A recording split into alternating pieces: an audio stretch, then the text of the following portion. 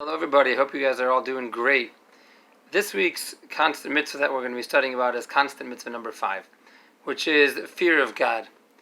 And I think when people hear this one, this is probably naturally the least exciting one. Fear of God sounds like something we don't really want. We don't really like being fearful. As human beings, we like running away from fear. We like being happy. We like being loved. We don't always view fear as such an empowering emotion. But I want to maybe give a little bit of context to help explain what it means to have fear of God.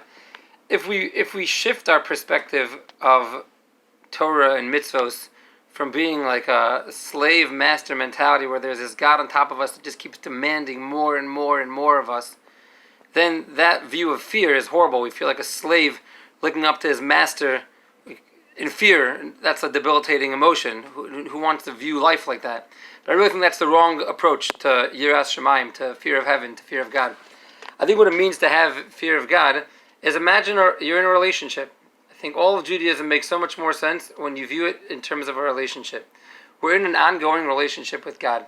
Imagine a relationship. It could be a spouse, it could be a parent, child, whatever meaningful relationship you have in your life. Take that as an example. We'll just use the example of a spouse for now. So you have a relationship with your spouse. So if you're going to do something that will jeopardize the strength of that relationship, that's going to hurt your spouse, you should have fear of doing that. You shouldn't go ahead and do something that you know the other person will anger the other person. Not because of some debilitating, they're going to hurt you afterwards. Not talking about a case of an abusive person, but because it'll damage the relationship. When you're in a relationship, there's certain expectations, and fear of damaging that relationship keeps us honest, keeps us straight, it keeps us out of doing bad things, because we know that the overall effect of that will damage the relationship. So I think that's really what we talk about having fear of God. It comes from, and we find this in Torah thought throughout, that fear of God is always secondary to love of God. The purpose of the relationship is the love. The purpose of the relationship is the connection, like every relationship. The purpose of your spousal relationship, your parents, it's meant to be a relationship of love.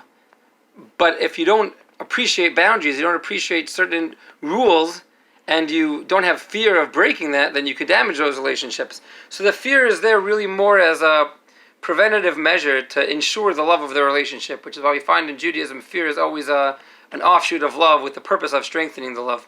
So I think if we think about, we're in this loving relationship with God, we don't want to mess it up. So we got to be careful in life to not mess it up, for the purpose of building a beautiful relationship with God that can really empower us to continue in this beautiful journey of always inculcating God constantly throughout the day into our lives and improving ourselves to be the greatest people we can be. Hope everyone is healthy and safe and has an amazing week.